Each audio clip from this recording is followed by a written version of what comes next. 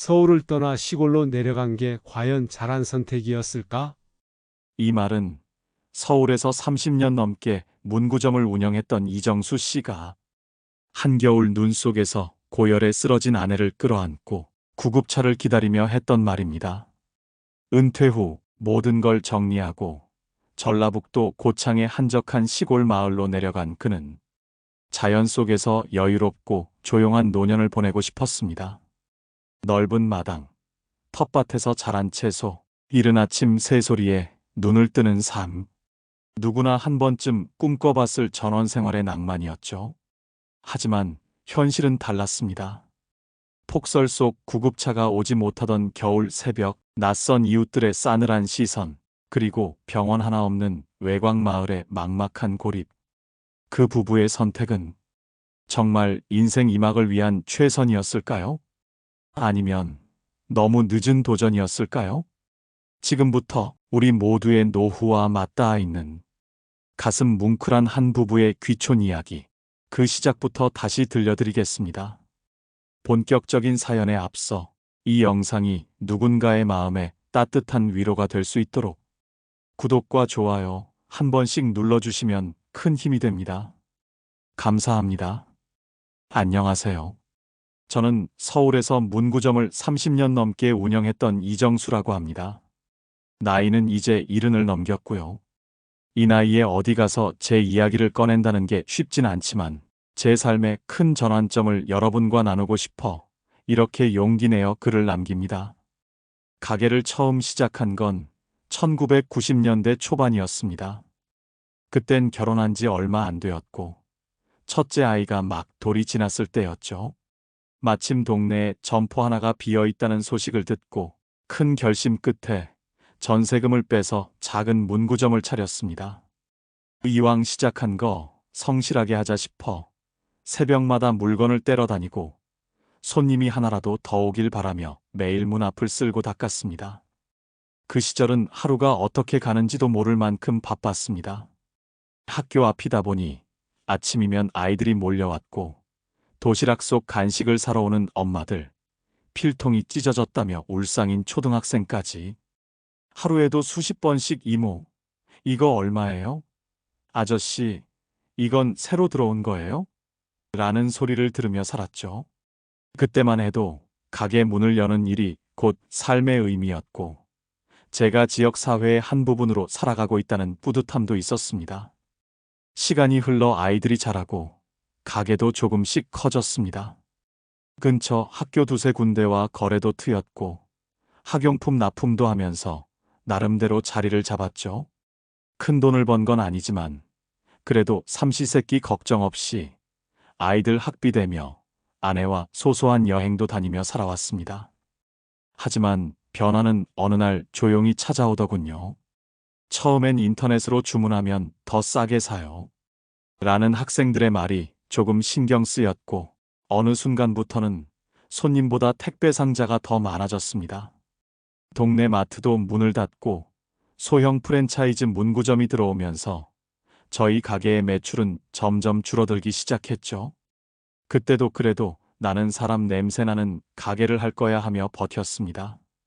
하지만 그 믿음은 코로나 이후 완전히 무너졌습니다. 2020년 봄, 코로나 사태가 터지면서 모든 게 달라졌습니다. 학교가 온라인 수업으로 전환되고 아이들은 더 이상 가게 앞을 지나다니지 않았습니다. 한 달, 두 달 시간이 흐를수록 가게에 들어오는 돈보다 나가는 돈이 더 많아졌습니다. 임대료, 전기세, 재고비용 어쩌다 손님이 와도 잠깐 구경만 할게요라며 손 하나 대지 않고 돌아가는 일이 대부분이었죠. 그렇게 2년을 버텼습니다. 어느 날 저녁 늦게 가게 문을 닫고 돌아가는 길에 아내가 조용히 말했습니다. 여보, 우리 이제 그만할까? 그 말에 저는 아무 대답도 못했습니다. 그동안 제 손으로 일군 가게였고 제 삶의 일부였기에 쉽게 놓아줄 수 없었죠. 하지만 그날따라 유난히 차가운 아내의 목소리와 텅 빈 가게 안에서 혼자 머뭇거리던 제 모습이 자꾸 겹쳐졌습니다. 며칠 후 저는 가게 문을 닫았습니다. 철제 셔터를 내리며 마지막으로 한 번 가게 안을 돌아봤습니다. 한때 아이들의 웃음소리로 가득했던 그 공간이 이제는 먼지만 남은 빈자리처럼 느껴졌습니다. 그렇게 저희 부부는 두 번째 인생을 고민하게 되었습니다. 아이들은 이미 결혼에 분가했고 이제 우리 둘만의 삶을 시작할 시간이라고 생각했죠. 서울의 번잡함에서 벗어나 조금 더 조용하고 여유로운 삶을 살고 싶었습니다. 아파트를 매도하기로 결정한 것도 그때였습니다. 운이 좋았던 건지 오래된 아파트였지만 재개발 기대감 덕분에 제법 좋은 가격에 팔렸습니다. 중개인이 조심스럽게 말하더군요. 21억이면 꽤 잘 받으신 거예요. 요즘 시장 상황으론 드문 케이스입니다. 아내와 저는 고개를 끄덕이며 서로를 바라봤습니다. 이 돈이면 어디든 가서 조용히 살 수 있겠다는 생각이 들었습니다. 우리가 선택한 곳은 전라북도 고창. 고창 시내에서도 한참 떨어진 외곽의 작은 전원주택 단지였습니다. 주변은 논밭과 산으로 둘러싸여 있고 집집마다 꽃나무가 가득 심어져 있는 그런 마을이었죠. 짐을 싸는 날, 저는 아파트 베란다에서 서울의 야경을 한참 바라봤습니다. 수십 년을 살아온 이 도시, 굽이진 골목과 소음조차 익숙했던 이곳을 떠나는 일이 마치 인생의 한 장을 덮는 기분이었습니다. 사람은 결국 자연으로 돌아가야 해요. 흙을 밟고 바람을 맞으며 사는 게 진짜 인생이죠. 아내는 그렇게 말하며 이삿짐 박스에 조심스레 예전 사진 한 장을 넣었습니다. 아이들 어릴 적 생일 파티 사진이었습니다. 저도 모르게 그 옆에 앉아 함께 박스를 닫았습니다. 우린 그렇게 떠났습니다. 도시의 불빛을 뒤로하고 조용한 들녘과 바람 소리만이 들리는 마을로. 사실 전원 생활을 꿈꾸게 된 건 단지 돈이나 환경 때문만은 아니었습니다. 그보다는 어릴 적 제 기억 속에 각인된 어떤 감각 때문이었어요. 제가 자라난 곳은 지금의 경기도 수원 외곽이었습니다. 당시는 지금처럼 도시화가 되지 않아 논두렁 사이로 흙길이 나 있었고 개울물에 발을 담그며 노는 게 일상이었죠.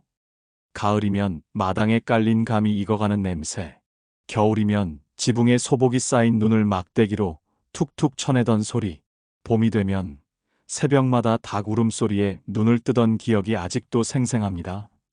그 시절의 공기, 흙냄새, 그리고 장독대 사이로 흘러가던 시간들은 어느새 제게 삶의 본질처럼 새겨졌던 것 같습니다. 서울에서 오래 살다 보니 그런 감각들이 점점 멀어졌습니다.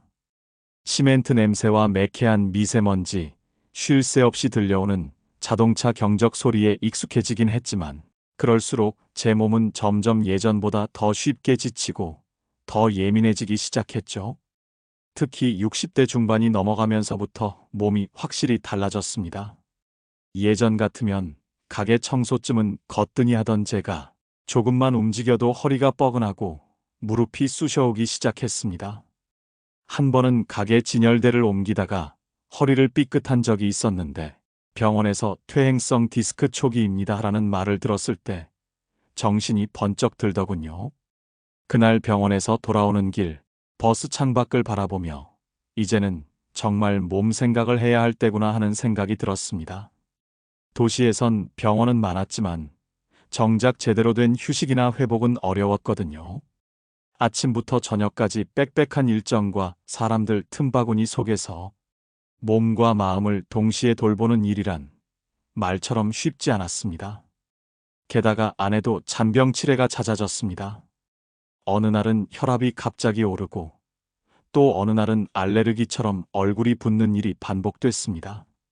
병원을 들락날락하며 검사를 받았지만 특별한 병명이 나오진 않았어요.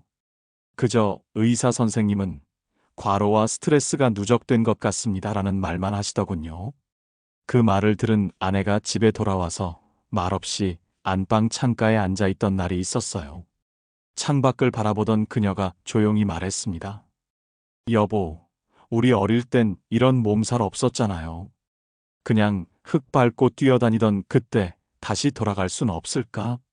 그 말을 듣는 순간 저 역시 같은 생각을 하고 있었음을 느꼈습니다.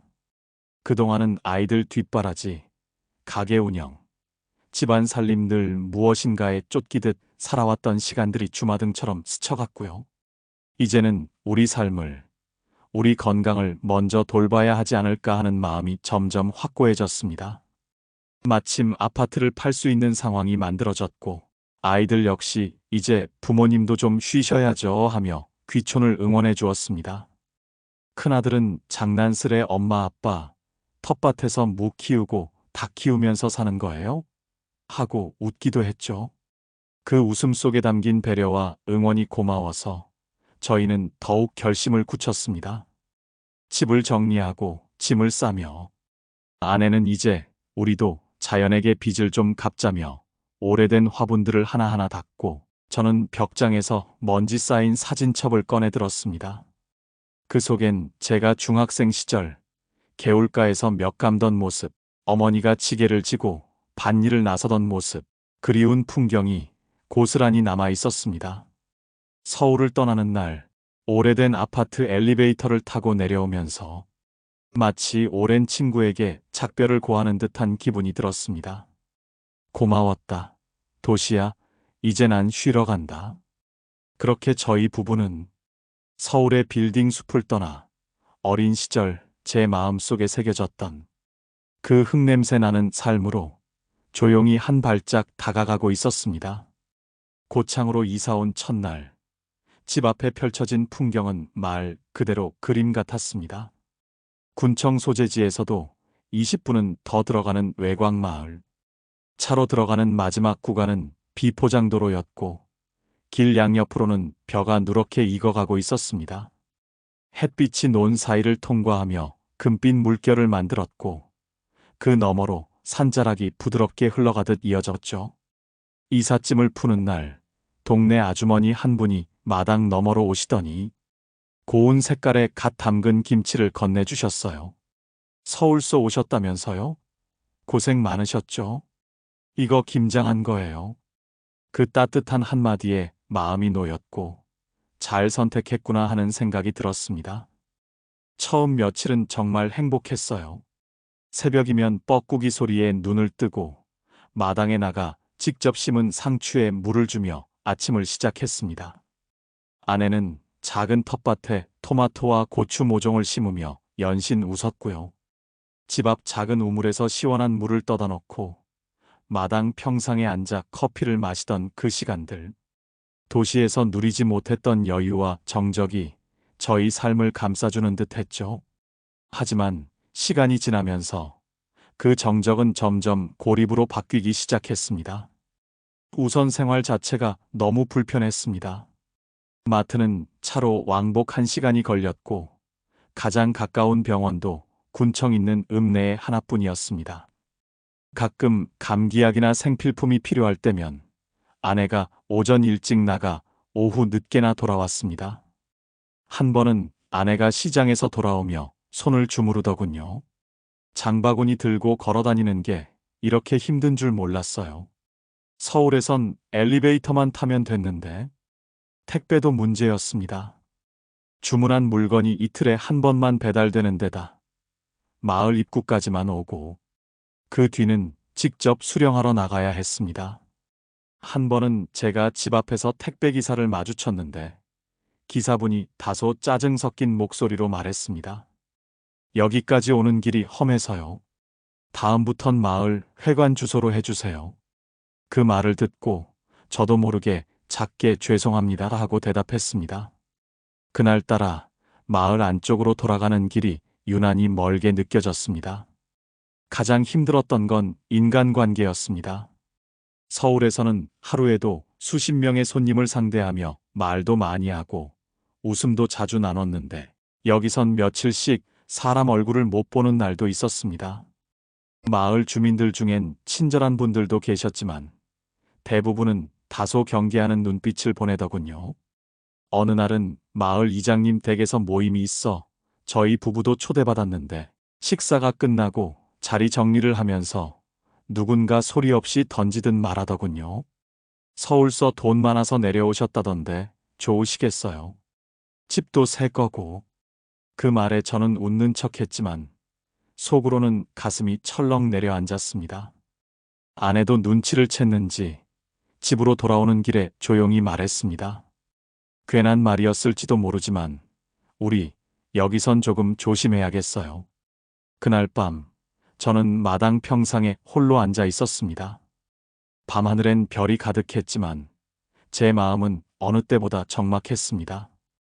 익숙한 사람이 아무도 없는 공간, 예상보다 더 외롭고 조용한 이 시골의 밤이 그날따라 저를 한없이 작게 만들었습니다. 며칠 후 아내가 갑자기 말했습니다. 여보, 우리 도시에서 살 땐 그냥 식당 하나 가는 것도 참 쉬웠던 것 같아요. 그 말이 마음에 꽂히더군요. 지금 우리가 누리는 자연의 아름다움과 과거 도시에서 누리던 편리함 중 어느 것이 더 삶다운 것인지 자꾸 머릿속에서 저울질하게 됐습니다. 저는 평생을 사람들 사이에서 살아왔습니다. 가게를 하며 손님들과의 인사를 주고받고 아이들의 자라나는 모습을 바라보며 함께 늙어왔습니다. 그런 제가 이제는 누구와도 눈을 마주치지 않는다는 것이 시간이 갈수록 버겁게 다가왔습니다. 물론 아내와 함께하는 시간이 많아진 건 분명 좋은 일이었지만 한편으론 도시에서 누리던 사회적 소속감이라는 것이 얼마나 중요한 것이었는지를 깨닫게 되었습니다. 매일 반복되는 고요함 속에서 저는 점점 스스로 투명해지고 있다는 느낌을 받기 시작했습니다. 자연은 아름다웠지만 그 속에서 사람 없이 살아가는 일은 상상보다 훨씬 막막한 일이었습니다. 이사 온 지 3달쯤 지났을 무렵이었습니다. 어느 날 문득 아침에 눈을 떴는데 어제가 무슨 요일이었는지도 헷갈리더군요. 그저 해가 뜨면 일어나고 해가 지면 잠드는 일상이 반복되다 보니 시간이라는 개념이 희미해졌습니다. 정해진 약속도 누군가를 기다릴 일도 없었기에 하루는 그냥 그렇게 흘러갔고요. 도시에서는 매일이 다르게 움직였습니다. 가게 문을 열며 이웃 상인들과 인사를 주고받고 단골 손님 아이들의 키가 자라는 모습을 보며 계절이 바뀌는 걸 느꼈습니다. 그런데 이곳에선 계절이 변해도 그것을 함께 느껴줄 사람이 없었습니다. 가끔은 이런 생각이 들기도 했습니다. 지금 내가 여기에 있다는 걸 누가 알까? 아침에 일어나 거울을 보면 낯선 얼굴이 거기 있었습니다. 도시에서는 매일 거울을 보며 오늘은 어떤 손님을 맞이할까? 어떤 책을 놓았나? 이런 생각을 하며 미소를 지으려 애썼는데 이젠 그냥 흘러가는 눈빛으로 거울을 스쳐 지나가곤 했습니다. 정체성을 잃어간다는 게 이런 느낌이구나 싶었습니다. 나는 누구인가라는 질문, 살면서 누구나 한 번쯤 던져보는 철학적인 화두가 이토록 구체적이고 현실적인 고통으로 다가올 줄은 몰랐습니다. 그나마 아침 저녁으로 텃밭을 가꾸며 마음을 달래보려 했습니다. 상추 몇 포기, 고추 몇 줄, 가지 하나. 하루가 다르게 자라는 모습에 처음엔 생명력을 느꼈습니다. 하지만 그것도 얼마 못 가 무덤덤해졌습니다. 흙을 만지며도 햇빛을 맞으며도 이젠 그 설렘이 오래가지 않았습니다. 문득 서울에 있을 때 작은 손님들이 아저씨, 이거 새로 들어왔어요? 라며 눈을 반짝이던 장면이 떠올랐습니다. 그 작은 눈빛 하나에 제가 얼마나 살아있다고 느꼈는지를 이제 와서야 실감하게 되었습니다. 여기선 그 눈빛도 그 목소리도 없었습니다. 아내와의 대화도 점점 짧아졌습니다. 함께 있는 시간이 늘었지만 말은 줄어들었죠. 같이 앉아도 TV를 틀지 않으면 조용한 시간이 이어졌고 밥을 먹으며도 오늘은 김치가 좀 익었네. 그래요. 그런 말만 오갔습니다. 어느 날은 아내가 물끄러미 저를 보다가 말하더군요. 여보, 여기서 우리 조금씩 말수가 줄어든 것 같아요. 서울에선 그렇게 말이 많던 당신이 요즘은 좀 달라졌어요. 그 말을 듣고 저는 웃는 척하면서 속으로는 눈물이 핑 돌았습니다. 그 말이 맞았거든요. 제가 사라지고 있었습니다. 세상에서 그리고 제 자신 안에서도요. 또 다른 문제는 제가 평생 쌓아온 경험과 기술들이 이곳에서는 아무 의미가 없다는 것이었습니다. 문구점을 30년 운영하며 재고 관리, 아이들 눈높이 교육, 손님 응대 등 그 나름의 자부심이 있었죠. 하지만 이곳에서는 그 어떤 기술도 통하지 않았습니다. 서로 물건을 팔고 사는 시장이 없으니 제가 아는 세계 자체가 무용지물이 되어버린 셈이죠. 어느 날 밤 아내가 자고 있을 때 저는 거실 소파에 앉아 옛날 가게 사진들을 다시 꺼내봤습니다. 붐비던 카운터, 진열대에 가득 찼던 문구들, 아이들과 사진을 찍었던 어린이날. 그 모든 풍경이 마치 다른 인생 같았습니다. 사진 속 제 얼굴은 분명 활짝 웃고 있었는데 거울 속 저는 멍하니 앉아 있었습니다. 이게 진짜 삶일까 아니면 나는 지금 이 삶에서 이탈한 걸까? 가끔은 그런 생각이 스치고 지나갔습니다. 무기력이라는 건 단순히 할 일이 없어서가 아니라 쓸모없다고 느끼는 순간부터 시작된다는 걸 알게 됐습니다. 마을 회관에서 어르신들끼리 모이는 자리가 종종 있었지만 그마저도 저희는 좀처럼 적응하기 어려웠습니다. 지역 사람들 사이에는 오랜 유대와 질서가 있었고 서울에서 온 우리 부부는 중간에 낄 틈조차 없었어요. 서울 냄새가 아직 안 빠졌네. 어느 날 누군가 툭 내뱉은 말에 저는 조용히 미소만 지었습니다. 하지만 그 미소 뒤에는 수십 개의 감정이 뒤섞여 있었죠. 그렇게 저희 부부는 하루하루를 소리 없이 견디며 살아가고 있었습니다. 전원 생활이 꿈이라고 했던 그날이 어쩌면 현실을 덮어두기 위한 위안이 아니었을까. 그런 의심이 마음 한쪽에 슬그머니 자리 잡기 시작했습니다. 그해 겨울은 유난히도 매서웠습니다. 고창에 내려온 이후 처음 맞이하는 혹한이었는데 밤새 내린 눈이 대지를 덮으며 마치 모든 것을 삼켜버릴 듯했습니다. 창문 밖엔 눈송이가 쉼없이 흩날렸고 바람은 유리창을 두드리며 매서운 기세로 몰아쳤습니다. 그날 새벽 아내가 갑자기 저를 흔들어 깨웠습니다. 여보, 나 너무 춥고 몸이 안 좋아. 그녀의 얼굴은 잿빛이었고 이마엔 식은땀이 송골송골 맺혀 있었습니다. 손을 대보니 불덩이처럼 뜨거웠고 몸은 심하게 떨리고 있었습니다. 열이 많이 나는 것 같아 배도 너무 아프고 계속 오한이 들어. 저는 곧장 체온계를 꺼내 확인했는데 체온은 39.6도. 평소보다 훨씬 높은 열이었고 아무래도 단순한 감기 증세는 아닌 듯 했습니다. 119를 불러야겠어. 이건 위험해. 급히 핸드폰을 꺼내 119에 전화했지만 출동한 구급차는 마을 진입로에서 멈춘 채 더 이상 들어오지 못했습니다. 도로가 완전히 결빙돼서 진입이 어렵습니다. 눈 치우는 차량이 도착해야 통과 가능합니다. 가장 가까운 진입 지점으로 직접 나오실 수 있겠습니까? 그 순간 머리가 멍해졌습니다. 아내는 혼자 걷기조차 어려운 상태였고 눈은 허리까지 차올라 있었습니다. 저 혼자 그 상황에서 아내를 업고 눈길을 헤쳐나간다는 건 거의 불가능에 가까웠죠.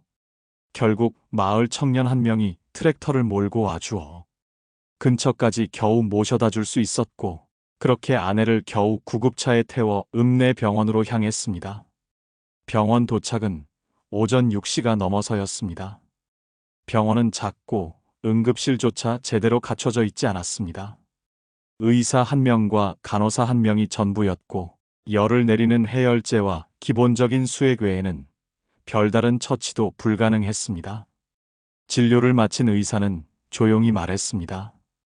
요로 감염이 심해졌습니다. 폐로 염증이 번질 수 있어요.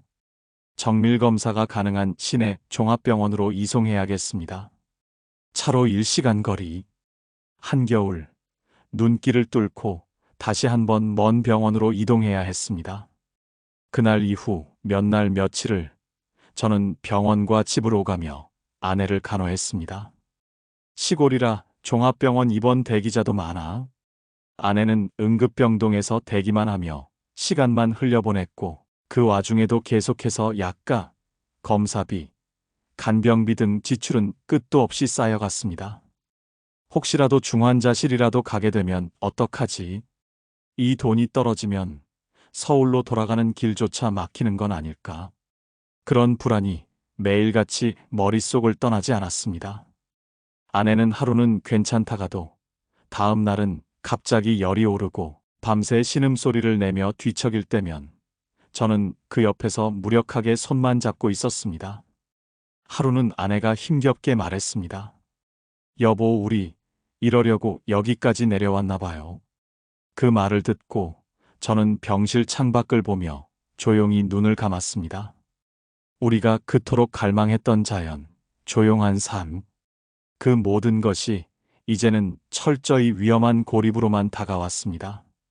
몸이 아픈 순간 병원이 멀다는 건 단순한 불편이 아닌 생명과 직결된 문제였습니다. 이 일로 저는 결심했습니다. 더는 이곳에서 살아갈 수 없다는 것을. 이제는 우리의 삶을 유지하기 위해서가 아니라 우리의 생존을 위해서 결단해야 할 시점이 온 것이었습니다. 퇴원 수속을 마친 후 저는 부동산 사무실을 찾았습니다. 이 집 처분하고 싶습니다. 가능한 한 빨리요. 그러자 중개인은 곤란한 얼굴로 말하더군요. 지금 이 지역 주택 수요가 거의 없습니다. 서울 분들이 관심 가질 만한 위치도 아니고 당장 팔린다 해도 구매 희망자가 나타나려면 한참 걸릴 겁니다. 그 말은 결국 우리가 이곳을 떠나고 싶어도 쉽게 떠날 수 없다는 뜻이었습니다. 며칠 후 저는 부득이하게 당초 매입가보다 훨씬 낮은 가격으로 급매로 내놓게 되었습니다. 그마저도 몇 달이 지나서야 겨우 매수자가 나타났고요. 생활비, 병원비, 각종 수리비용, 대출 일부 상환 등 예상치 못한 지출들이 연이어 닥치면서 서울로 돌아올 즈음엔 저희 손에 남은 돈은 애초에 절반도 되지 않았습니다. 차를 몰고 고창을 떠나던 날, 아내는 조용히 고개를 숙인 채 말했습니다. 여보, 실패한 걸까요, 우리? 저는 핸들을 잡은 채 한참 동안 아무 말도 못했습니다. 창밖에는 다시 눈이 내리고 있었습니다. 한때 우리의 꿈이라 믿었던 그 마을, 이젠 차창 너머 흰 풍경 속에 조용히 묻혀가고 있었습니다. 서울로 돌아온 첫날, 그 넓고 한적했던 전원주택 마당 대신 이제는 작은 아파트 9층에서 빼곡한 건물 숲을 내려다보게 됐습니다. 탁한 도시 공기에 기침이 나왔고 어디선가 들려오는 차량 경적과 사람들의 목소리는 너무 낯설고 동시에 너무 익숙했습니다. 이삿짐은 많이 줄었습니다. 고창에 두고 온 가구들 대부분은 처분하거나 버려야 했기 때문이었죠. 새로 이사 온 임대 아파트에는 큰 가구를 들릴 공간조차 마땅치 않았습니다. 아내는 소파에 앉은 채 멍하니 천장을 바라봤습니다. 그녀의 얼굴에는 어떤 말도 감정도 없었습니다. 몇 달간의 병원 생활과 이사 준비, 그리고 정든 땅을 포기하는 과정에서 그녀의 마음이 얼마나 닳고 깎였는지를 표정 하나로 느낄 수 있었습니다. 저 역시 그랬습니다. 가끔 거울을 보면 낯선 사람이 거기 있었습니다. 짧아진 머리, 수척해진 얼굴, 그리고 무언가를 잃은 듯 공허한 눈동자. 우리가 선택한 것이었지만 그 선택이 우리의 의지를 벗어나 삶을 이토록 허망하게 만들 줄은 몰랐습니다. 서울에서의 생활은 생각보다 쉽지 않았습니다. 한때 21억이던 아파트 값을 손에 쥐고 내려갔지만 돌아올 즈음엔 남은 돈으로는 겨우 전세 보증금 일부와 몇 개월치 생활비가 고작이었습니다. 가게도 없고 몸도 예전 같지 않으니 어디 나가 일할 엄두조차 내기 어려웠습니다. 아내는 병원 진료 일정을 제외하곤 거의 밖에 나가지 않았습니다. 저도 그렇습니다. 한동안은 일부러 핸드폰 벨소리를 꺼놓고 살았고 누가 문을 두드리기라도 하면 괜히 가슴이 철렁했습니다. 여보, 내일은 시장에라도 나갈까요? 한 번은 제가 조심스레 물었더니 아내는 작게 고개를 저었습니다. 괜찮아요. 그냥 라면이나 끓여요. 그 한마디에 무너져 내리는 느낌이 들었습니다. 도시로 돌아왔지만 우리는 도시 안에 있는 유령 같았습니다. 아무도 우리를 알아보지 않고 우리는 어디에도 속하지 못한 채 그저 하루하루를 흘러가는 대로 살아가고 있었습니다. 그 즈음 저는 새벽마다 습관처럼 인터넷으로 문구점 인수 혹은 소규모 임대 같은 키워드로 검색하곤 했습니다. 하지만 예전처럼 몸이 따라주지도 않고 장사 경험이 무기처럼 느껴지지도 않았습니다. 세상은 너무 빨리 바뀌었고 저는 그 안에서 너무 멀리 와버렸습니다. 서울의 야경은 여전히 아름다웠지만 그 아래엔 우리가 설 곳이 없었습니다. 그러던 어느 날 아파트 우편함에 무심코 꽂혀있던 전단지 한 장이 제 눈을 사로잡았습니다. 복지관 프로그램 안내 시니어 건강관리 무료 도시락 문화활동 접수 중. 그냥 지나칠 수도 있었던 종이 한 장. 하지만 그날은 왠지 모르게 눈에 계속 밟혔습니다. 전단지를 들고 거실로 돌아오자 아내가 물었습니다. 그게 뭐예요? 복지관 프로그램인가 봐.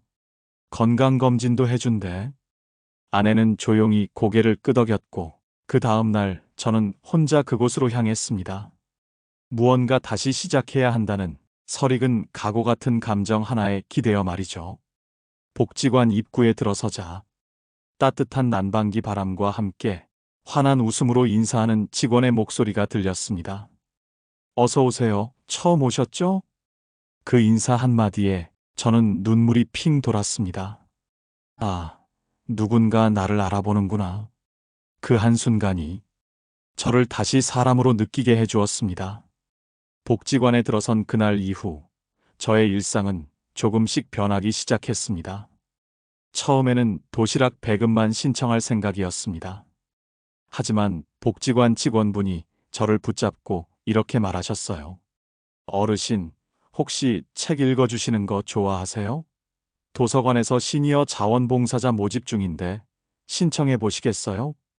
그 말에 순간 당황했지만 마음 한켠에서 오래 잠들어 있던 어떤 감정이 스르르 깨어났습니다. 문구점을 하며 아이들과 이야기를 나누던 그 시간들이 떠오른 것이죠. 제가 뭐 할 수 있을까요? 그럼요. 아이들은 어르신들의 목소리와 이야기를 정말 좋아해요. 그렇게 저는 다음 주부터 근처 작은 도서관에 나가 아이들에게 책을 읽어주는 자원봉사 활동을 시작하게 되었습니다. 처음 책을 읽던 날, 작은 교실 한켠에 모인 8명의 아이들이 반짝이는 눈으로 저를 바라보며 앉아 있었습니다. 낯설고도 익숙한 느낌이었습니다. 얘들아, 오늘은 강아지똥이라는 책을 읽어볼 거야. 들어본 친구 있어요? 아이들은 조용히 고개를 저으며 귀를 기울였습니다. 책장을 넘기며 천천히 글을 읽는 그 순간, 저는 마치 과거의 제3, 아이들과 문구점 앞에서 하던 대화들이 되살아나는 느낌을 받았습니다. 책을 다 읽고 난 후, 한 아이가 손을 들고 말했습니다. 할아버지 목소리 라디오 같아요. 그 한마디에 저는 웃음을 참을 수 없었습니다. 마치 누군가 제게 당신, 살아있습니다라고 말해주는 듯한 기분이었죠. 그날 이후 매주 도서관을 찾는 일이 제 삶의 가장 큰 기쁨이 되었습니다. 아내 역시 복지관의 프로그램에 참여하기 시작했습니다. 처음엔 다소 머뭇거리며 노래교실이라는 이름에 망설였지만 첫 수업을 듣고 온 날 저녁 오랜만에 얼굴 가득 미소를 머금고 집에 돌아왔습니다. 여보, 그 선생님이 얼마나 재밌는지 알아요? 옛날 유행가부터 트로트까지 다 가르쳐 주시는데 나도 모르게 따라 부르게 되더라니까요. 이후 아내는 노래교실에서 친구도 사귀고 가끔은 그분들과 가까운 근린공원에 나가 가볍게 산책도 하며 웃음을 되찾아갔습니다. 복지관을 통해 기초연금 신청도 무사히 마쳤고 매월 건강검진과 병원 왕복 셔틀버스도 정기적으로 지원받게 되었습니다. 의료비 걱정도 줄었고 약 타러 다니는 일도 훨씬 수월해졌습니다. 복지는 단순히 돈을 주거나 서비스를 제공하는 것이 아니었습니다. 그건 잊혀졌던 사람이 다시 사람으로 존재할 수 있도록 손을 내밀어주는 일이었습니다. 도시에 돌아왔지만 처음엔 그 도시가 우릴 밀어냈다고 생각했습니다. 하지만 지금 생각해보면 우리가 다시 살아갈 수 있도록 품어준 것도 결국 이 도시, 그리고 그 안의 사람들이었습니다. 복지관 한편 벽에는 이런 문구가 적혀 있었습니다. 늙음은 끝이 아닙니다. 새로운 시작입니다. 그 문구를 처음 봤을 때는 그냥 스쳐 지났지만 이제는 제 삶의 구절처럼 마음속에 깊이 새겨졌습니다. 지금 저희는 크지 않은 임대 아파트에서 조용히 그러나 분명히 살아가고 있습니다. 거창한 계획도 없고 멀리 떠날 일도 없습니다. 하지만 매일 아침 창문을 열고 들어오는 햇살을 맞으며 서로에게 말할 수 있는 한마디가 생겼습니다. 오늘도 잘 지내자, 고마워. 젊은 시절엔 돈과 안정이 삶의 전부인 줄 알았습니다. 그러나 지금은 알겠습니다. 사람이 사람을 안아주고 웃어주고 이름을 불러주는 그 순간들이 가장 따뜻하고 귀한 시간이라는 걸요. 저는 오늘도 도서관으로 향합니다. 작은 책 한 권을 손에 들고 아이들에게 말해줍니다. 얘들아, 오늘은 새로운 이야기를 들려줄게요. 그리고 이렇게 덧붙입니다. 지금 이 이야기는 우리 모두가 주인공이란다. 이처럼 우리는 어느 순간 실패했다고 느낄 수 있지만 삶은 언제나 다시 피어날 준비를 하고 있는지도 모릅니다. 자연이 아닌 사람 속에서, 복지가 아닌 연결 속에서 이 부부는 인생의 두 번째 봄을 맞이하고 있었습니다.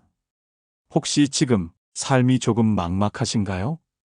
당신의 이야기도 아직 끝나지 않았습니다. 이 사연이 마음에 닿으셨다면 구독과 좋아요, 그리고 당신의 이야기 또한 댓글로 들려주세요. 다음 영상에서 또 다른 따뜻한 인생을 전해드리겠습니다.